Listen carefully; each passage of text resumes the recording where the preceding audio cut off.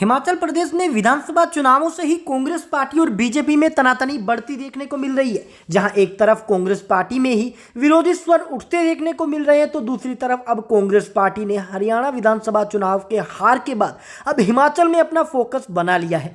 हिमाचल चुनाव को कांग्रेस पार्टी कतई भी हल्के में नहीं लेना चाहती। वहीं दूसरी तरफ बीजेपी भी इस बार कमर कस के तैयार है। किसकी बनेगी सरकार? क्या हिमाचल में फिर से कांग्रेस पार्टी की बन सकती है सरकार? इस सर्वे को शुरू करने से पहले आप ये वीडियो कहां से देख रहे हैं हमें कमेंट में बताएं। और दोस्तों, अगर आपने अब तक वीडियो को लाइक लाल बटन दबाकर चैनल को सब्सक्राइब नहीं किया तो वीडियो को लाइक और चैनल को सब्सक्राइब जरूर करें, ताकि आपको ऐसी इंटरेस्टिंग वीडियोस मिलती रहें। चलिए अब हम जल्दी से शुरू कर लेते हैं हिमाचल प्रदेश की 68 सीटों का चुनावी गणित। लेकिन उससे पहले आपको बता दें कि अभी वर्तमान में हिमाचल में कांग्रेस की सरकार है और ये सरकार लगभग बहुमत के साथ कांग्रेस पार्टी ने बनाई थी और बीजेपी को पटकनी मिली थी। लेकिन वर्तमान स्थितियां कहती हैं कि पहले जिले के अंतर्गत जो बिलासपुर जिला हमारे सामने आया है उसमें 4 विधानसभा की सीटें आती हैं, जिसमें दोस्तों 2 विधानसभा की सीटें तो भारतीय जनता पार्टी और उसका जो गठबंधन है वो हासिल कर लेगा।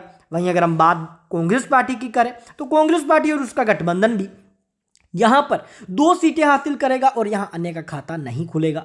वहीं अगर हम बात करते हैं यहां पर अगले जिले की, तो हमारे सामने जो अगला जिला निकल कर आ रहा है वह है चंबा।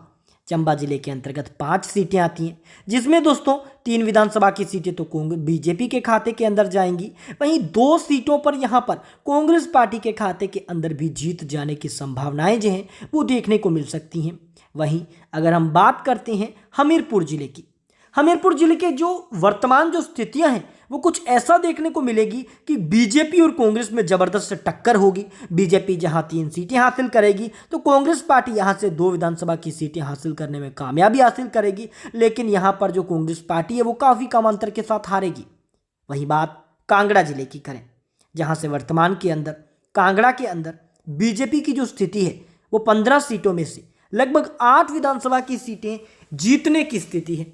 वहीं कांग्रेस की बात करें, यहाँ कांग्रेस पार्टी 6 सीटें हासिल कर सकती है। वहीं 1 सीट अन्य के खाते में जा सकती है। वहीं अगर हम बात करते हैं दोस्तों यहाँ पर किन्नौर जिले की, किन्नौर में 1 सीट आती है। यहाँ पर किन्नौर की एक जो सीट है वो भारतीय जनता पार्टी हासिल कर सकती है। महागठबंधन अन्य का यहाँ पर कोई खाता नहीं खुलेगा। कुल मिलाकर दोस्तों हमने 30 सीटों की बात कर ली है, जिसमें से 17 सीटें बीजेपी, 12 सीटें कांग्रेस पार्टी, तो 1 सीट अन्य के खाते के अंदर जाने की संभावनाएं बताई जा रही हैं। लेकिन आपको क्या लगता है किसकी सरकार बनेगी? अगर वर्तमान स्थितियां देखें तो बीजेपी आगे है। वहीं हम बात करते हैं दोस्तों यहां पर कुल्लू की 4 सीटों की, तो यहां पर दोस्तों 2 सीटें भारतीय जनता पार्टी, 2 सीटें यहां पर दोस्तों कांग्रेस पार्टी यहां से हासिल कर सकती है। कुल्लू जिले के अंदर दोनों ही यहां पर पार्टियों में जबरदस्त टक्कर देखने को मिल सकती है। वहीं अगर हम बात करते हैं लाहौर और स्पीति जिले की, लाहौर और स्पीति जिले के अंदर दोस्तों 1 ही सीट आती है और यह जो सीट है वो भारतीय जनता पार्टी हासिल कर सकती है। यहाँ महागठबंधन और अन्य दोनों का खाता नहीं खुलेगा। वहीं अगर हम बात करते हैं दोस्तों यहाँ पर मंडी, यहाँ पर सीट की, मंडी विधानसभा सीटें जो आती हैं इसके अंदर 10 सीटें आती हैं।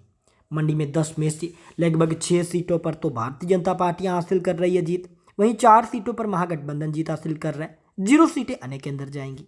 वहीं अगर हम बात करते हैं दोस्तों शिमला की 8 सीटों की, शिमला की 8 में से लगभग 5 सीटें यहां पर भारतीय जनता पार्टी महागठबंधन हासिल करने में कामयाबी हासिल कर सकता है।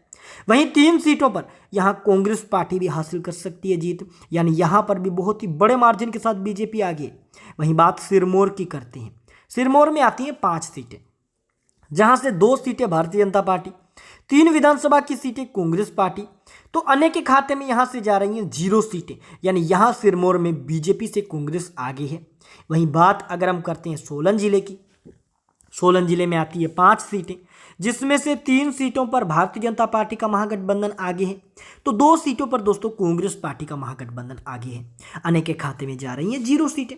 कुल मिलाकर यहां पर अगले जिले की हम बात करते हैं तो ऊना निकल कर आ रहा है। ऊना में आती हैं दोस्तों 5 सीटें, जिसमें से 2 सीटों पर तो यहां पर बीजेपी, 2 सीटों पर महागठबंधन, तो 1 सीट पर दोस्तों यहां पर अन्य आगे है। कुल मिलाकर हमने हिमाचल प्रदेश की सभी 68 की 68 सीटों की बात कर ली है, जिसमें से दोस्तों यहां 38 सीटें बीजेपी, 28 सीटें दोस्तों महागठबंधन, 2 सीटें अन्य के अंदर जाती देखने को मिल सकती हैं। कुल मिलाकर 68 में से जो बीजेपी है वो बहुमत का आंकड़ा पार कर रही है और सरकार बना रही है। यानी कांग्रेस पार्टी को इस बार हिमाचल में बीजेपी पटकनी देने को तैयार है। आपको क्या लगता है, कमेंट में जवाब